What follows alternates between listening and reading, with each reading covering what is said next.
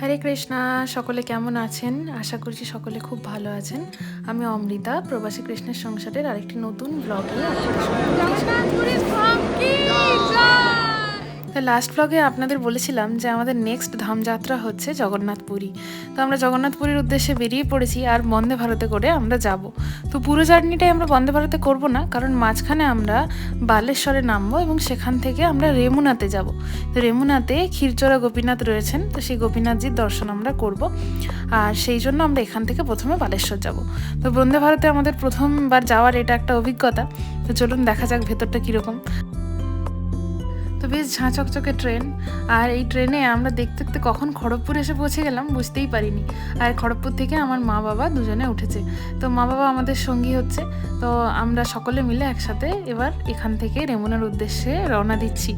তো আজকে তো আমাদের একাদশী, আর এখানে ট্রেনে এই সমস্ত জল কুকিজ এগুলো দিয়ে গেছে। তো আমরা জাস্ট নিয়ে রেখেছি, কিন্তু আমাদের সাথে একাদশী প্রসাদ রয়েছে, আর মা বাবাও ওখান থেকে অনেক একাদশী প্রসাদ এনেছে। তো যাই হোক, প্রসাদ পেয়ে আমরা বালেশ্বরে নেমে পড়েছি সকাল সকাল, একদম শীতের সকাল, প্রচণ্ড ঠান্ডা। আর আপনাদের সকলের কাছে আমি আবারও ক্ষমা চেয়ে নিচ্ছি ব্লগগুলো অনেক দেরিতে আপলোড হচ্ছে বলে। এরপর থেকে আমি রেগুলারলি সমস্ত ব্লগ আপলোড করার চেষ্টা করব। তো বালেশ্বরে নেমে এখন আমরা দেখছি যে কিভাবে রেমুনাতে পৌঁছানো যায়।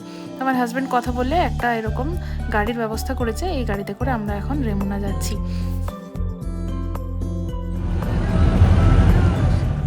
তো আমরা এখন এসে পৌঁছে গেছি রেমুনাতে, রেমুনার ইস্কন মন্দিরে। তো মন্দিরটা আন্ডার কনস্ট্রাকশন, মানে তৈরি হচ্ছে বেশ ভালো মতোভাবে।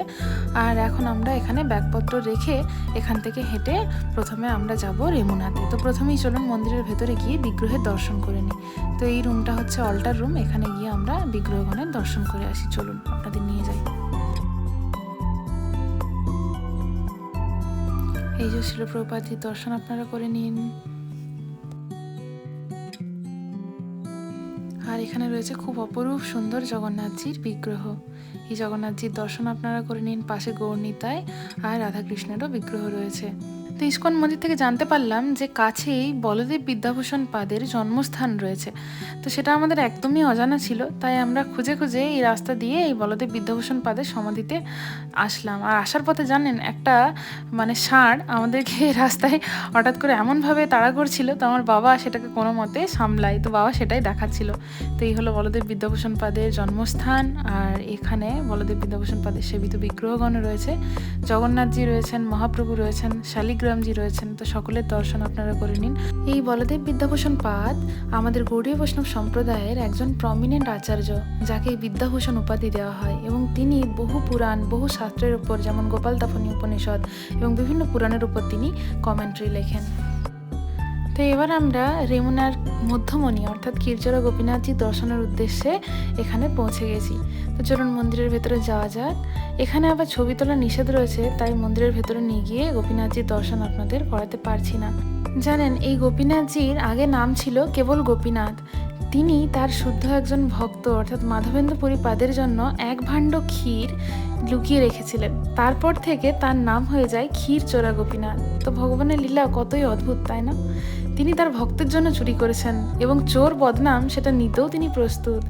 তো সেই অমৃতকেলি ক্ষীর এখনও এই গোপীনাথজির মন্দিরে পাওয়া যায়। তো আমরা অনেকগুলো ক্ষীরের ভাণ্ড এখান থেকে নিয়ে নিয়েছি।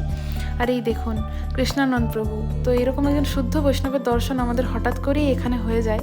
আর আমরা এই ক্ষীরচোরা গোপীনাথে বসে রসিকানন্দ প্রভুর সমাধির সামনে ভক্ত সঙ্গে ভগবানের নাম জপ করছি।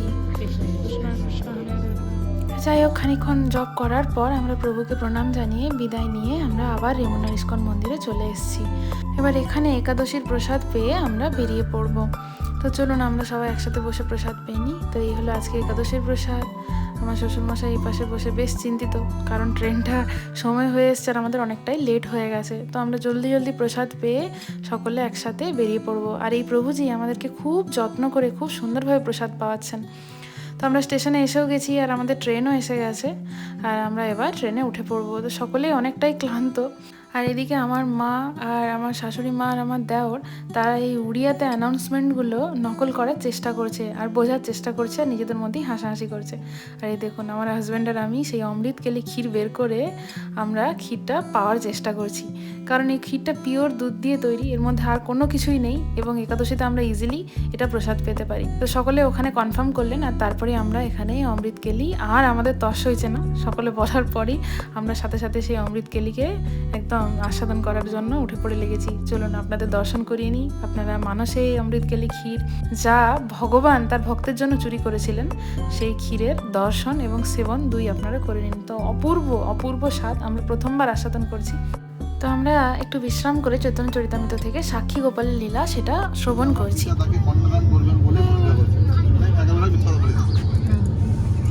কৃষ্ণ কৃষ্ণ হরে হরে হরে রাম হরে রাম রাম রাম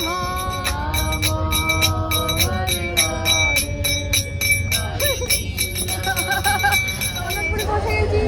জগন্নাথ জি কি তো আমরা পুরী পৌঁছে গেছি আর এখন প্রায় অনেকটাই সন্ধে হয়ে এসছে।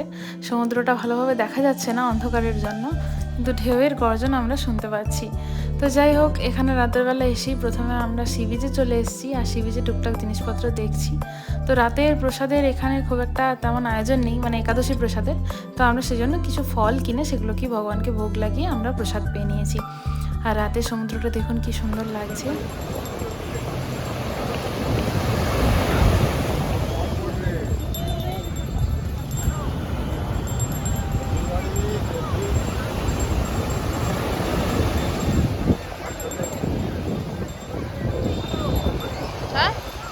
তো এবার সি বিচ থেকে রুমে যাওয়ার পথে আমরা এখানে একটু জগন্নাথজির বিগ্রহগুলো দেখে নিচ্ছি।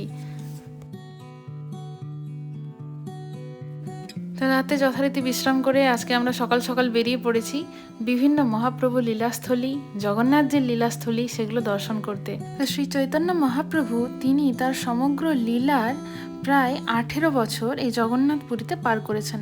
অ্যাকচুয়ালি 12 বছর, কারণ 6 বছর তিনি সারা ভারতবর্ষ জুড়ে বিভিন্ন জায়গা ভ্রমণ করেছেন, দাক্ষিণাত্য বৃন্দাবন, এবং প্রমিনেন্টলি 12 বছর এই জগন্নাথ পুরীতে তিনি অতিবাহিত করেছেন।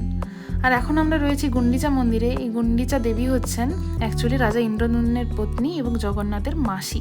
তো এই গুন্ডিচা মন্দিরে জগন্নাথজি সেই রথযাত্রার সময়তে এসে থাকেন। তো যাই হোক, আমরা এখন গুন্ডিচা মন্দির থেকে এসে গেছি নরসিংহ মন্দিরে। এই নৃসিংহ মন্দির এতটাই পুরনো যে আপনারা বলতে পারেন যে জগন্নাথ মন্দিরেরও বহু পূর্ব থেকে এই নৃসিংহ মন্দির এই জগন্নাথ পুরী ধামে অর্থাৎ শ্রীক্ষেত্রে নীলাদ্রি নীলাচল ধামে অবস্থান করছেন, এবং এই নৃসিংহদেবের বিগ্রহের অনেক মাহাত্ম্য রয়েছে। তো যাই হোক, নৃসিংহদেবের এই বিগ্রহ দর্শন করে আমরা এখন এসে গেছি ইন্দ্রদুম্ন সরোবরের দিকে। তো রাজা ইন্দ্রদুম্ন হলেন সেই রাজা, যেই রাজারকে কৃপা করে জগন্নাথজি এই নীলাচলের নীলাদ্রি ব্রিজে তিনি অবস্থান করা শুরু করেন।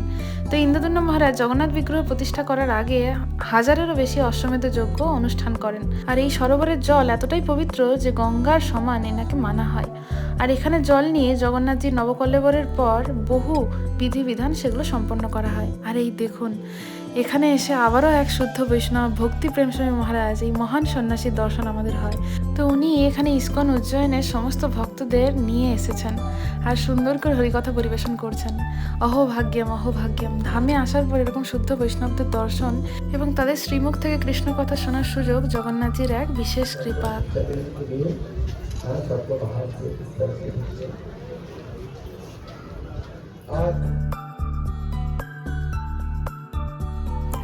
তো ইন্দ্রদুম্ন সরোবরের এই শান্ত স্নিগ্ধ শীতল জলের দর্শন আপনারা করে নিন। অপূর্ব এই ক্ষেত্র, আর এই সেই মহান ক্ষেত্র যেখানেই সেই 1000-এরও বেশি অশ্বমেধ যজ্ঞ সম্পন্ন হয়েছিল।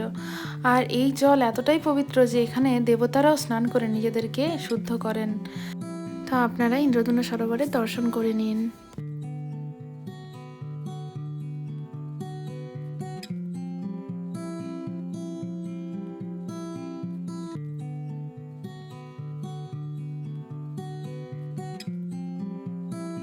তো মহারাজকে প্রণাম জানিয়ে আমরা এখান থেকে চলে এসেছি মহাপ্রভুর লীলাস্থলী অর্থাৎ গম্ভীরার উদ্দেশ্যে।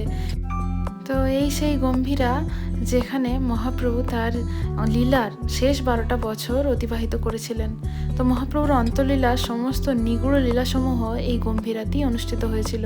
তো এই গম্ভীরা এক ভীষণ অত্যন্ত গুরুত্বপূর্ণ স্থান আমাদের কাছে, আর অত্যন্ত প্রিয় একটি স্থান। তো চলুন গম্ভীরা দর্শন আমরা করে নিই। তো গম্ভীরার ভেতরে ওখানে ক্যামেরা অ্যালাউড নেই, তাই আমি আর ভিডিও করে আপনাদের দেখাতে পারছি না। তো এই হলো শ্বেতগঙ্গা। আমরা এখন শ্বেতগঙ্গায় এসে গেছি, আর এখানেই এক মহান শুদ্ধ বৈষ্ণবী গঙ্গামাতা গোস্বামিনী তিনি বাস করতেন। তো গঙ্গামাতা গোস্বামিনী তিনি একবার গঙ্গা সপ্তমীতে গঙ্গা নদীতে গিয়ে স্নান করতে চাইছিলেন, কিন্তু তিনি একা একা সেই গঙ্গা নদীতে যেতে পারছিলেন না। তো সেই কারণে তিনি গঙ্গা দেবীর কাছে আকুল প্রাণ ভরে প্রার্থনা করেন, এবং তার শুদ্ধ ভক্তিতে, যেহেতু তিনি একজন শুদ্ধ ভক্ত, তো গঙ্গা দেবী নিজে এখানে প্রকটিত হন। এবং গঙ্গামাতা গোস্বামিনী যেখানে বসে সাধন ভজন করছিলেন সেই স্থানে গঙ্গা দেবীর ঢেউয়ের প্লাবন পৌঁছে যায়, আর গঙ্গামাতা গোস্বামিনীকে সেই ঢেউ নিয়ে গিয়ে জগন্নাথের চরণে ফেলে দেয়। তো এটা এক বড় কাহিনী আবারও। তো যাই হোক, আমাদের আজকে সারাদিনের ট্যুর মোটামুটি কমপ্লিট। আরও অনেক স্থান গেছিলাম যেগুলো আপনাদের দেখাতে পারিনি। তো এখন আমরা এসে গেছি ইস্কনে প্রসাদ পেতে। আমরা গৌড়ীয় মঠে রয়েছি, আর গৌড়ীয় মঠের উল্টো দিকেই রয়েছে ইস্কন। তো এই ইস্কনে এসে গেছি আমরা প্রসাদ পেতে। এখানে আমাদের প্রসাদ পাওয়া হয়ে গেছে, আর আমরা হাঁটতে হাঁটতে একটুখানি সি বিচে চলে এসেছি। তো সি বিচে আমরা এই সমস্ত জিনিসপত্র একটুখানি দেখছি, কারণ এই সমস্ত জিনিস যেগুলো জগন্নাথপুরীতেই স্পেশাল, জগন্নাথপুরীতেই কেবল পাওয়া যায়, তো সেগুলো আমরা এখান থেকে বেশি বেশি করে নিয়ে যাওয়ার চেষ্টা করব। তো চারপাশটা ঘুরে ঘুরে দেখছি নানান ধরনের জিনিস, আর চারিদিকে কেবল জগন্নাথ আর জগন্নাথ। তো খুবই ভালো লাগছে। পুরী সমুদ্র, এই জগন্নাথপুরী ধাম, এর মাহাত্ম্য অভূতপূর্ব। এই জগন্নাথপুরীতে এতই জগন্নাথের কৃপা যে জগন্নাথপুরীতে যে বসে, যে পান করে, যে কোনো জিনিস আহার করে, এই সমস্ত কিছুতেই জগন্নাথ অনেক কৃপা লুকিয়ে রেখেছেন, এবং তাকে সেই কৃপাতে আবিষ্ট করে দেন জগন্নাথ। আর এই দেখুন, এই সুন্দর সুন্দর শঙ্খ ঝিনুকে মণ্ডিত এই কাঁচের আয়নাগুলো দেখতে অপূর্ব সুন্দর লাগছে। তো আমরা এখন আমাদের বাড়িতে যে জগন্নাথজির বিগ্রহ রয়েছে সেই জগন্নাথজির জন্য শপিং করার উদ্দেশ্যে এই দোকানটাতে এসেছি। তো এখানে নানান রকম জগন্নাথজির বস্ত্র রয়েছে, তো আমরা নানান রকম ভালো ভালো ড্রেস কয়েকটা এখান থেকে নিয়ে যাওয়ার চেষ্টা করব। আরও সামনের দিকে একটা দোকান আছে হরিদাস ঠাকুরের সমাধির ওখানে, যেখানে জগন্নাথের ড্রেসগুলো বেশ সুন্দর, আমাদের বেশ ভালো লেগেছে। তো আজকে জগন্নাথজির দর্শন আমরা সকাল সকাল করে চলে এসেছি। জগন্নাথজির মহাপ্রসাদ পেয়ে মহাপ্রসাদ প্যাক করে নিয়ে আমরা রুমে রেখে দিয়ে সোজা এই হরিদাস ঠাকুরের সমাধিতে দর্শন নিতে চলে আসলাম। তো হরিদাস ঠাকুর কি যায়। তো এই হলো সেই হরিদাস ঠাকুর যিনি মহাপ্রভুর অত্যন্ত প্রিয়, এবং মহাপ্রভু যাকে নামাচার্য উপাধি দিয়েছেন, যিনি 3 লক্ষ নাম এই জগন্নাথপুরীতে জপ করতেন। তো এই হরিদাস ঠাকুর তিনি অ্যাকচুয়ালি গৌরলীলার হরিদাস ঠাকুর হলো, প্রকৃতপক্ষে তিনি হলেন ব্রহ্মাজি স্বয়ং। তো এখানে মহাপ্রভুর বিগ্রহ রয়েছে, জগন্নাথজি রয়েছে, আপনারা দর্শন করে নিন। আর ওই পাশে অদ্বৈত আচার্য প্রভুর বিগ্রহ রয়েছে। চলুন আপনাদের দর্শন করায় অদ্বৈত আচার্য প্রভুর বিগ্রহ। এই যে অদ্বৈত আচার্য প্রভুর বিগ্রহ, আপনারা দর্শন করে নিন। তো আমরা একটু পরেই সমস্ত বিগ্রহদের প্রণাম করে প্রস্থান করব এই জগন্নাথপুরী থেকে। আর প্রথমে রুমে গিয়ে আমরা একটুখানি প্রসাদ পেয়ে নেবো, তারপর আমাদের রাতের ট্রেন। হরে কৃষ্ণা। তো আমরা হরিদাস ঠাকুরের ভজন কুটির দর্শন করে আসলাম, এবার আমরা জগন্নাথের মহাপ্রসাদ পাবো। দেখুন আপনাদের প্রসাদ দর্শন করাই।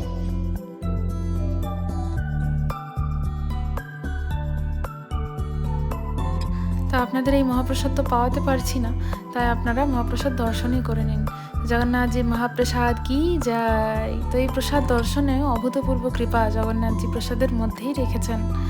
তো যাই হোক, আমরা আবার একটুখানি সি বিচে এসে গেছি। সি বিচও একটুখানি দেখে নিই, কারণ একটু পরেই তো আমাদের বেরিয়ে যেতে হবে। সমস্ত জিনিসপত্র গুছিয়ে নিয়েছি, জানি না আবার সেই কবে এই জগন্নাথপুরীতে আসার সৌভাগ্য হবে। তবে মনটা বেশ খারাপ, কারণ জগন্নাথপুরী ছেড়ে যেতে ইচ্ছে করে না। এই ধামগুলোর মাহাত্ম্য এরকমই যে ধাম ছেড়ে যেতে ইচ্ছে করে না। তো আমরা এখন সকলে রুম ছেড়ে দিয়েছি, আর এই যে রেডি হয়ে আমরা সবাই দাঁড়িয়ে আছি। আর এত কেনাকাটা করা হয়ে গেছে যে দেখুন, 2টো আলাদা করে ব্যাগ আমাদের কিনতে হয়েছে। তো আমাদের গাড়ি এখন এসে যাবে আমাদের স্টেশনে নিয়ে যাওয়ার জন্য। আর আমরা রাতের প্রসাদও ঠিকমতো প্যাক করে নিয়েছি, ট্রেনেই সেই প্রসাদটা পাবো। তো আমরা এখন বেরিয়ে পড়েছি জগন্নাথজির আশীর্বাদ নিয়ে জগন্নাথপুরী থেকে বাড়ির উদ্দেশ্যে। তো দেখুন সবার মুখগুলো কীরকম ঝুমে ঝুমে রয়েছে, কারণ সবারই মন খারাপ লাগছে। আবার কখন আসা হবে জগন্নাথপুরী আমরা কেউ জানি না।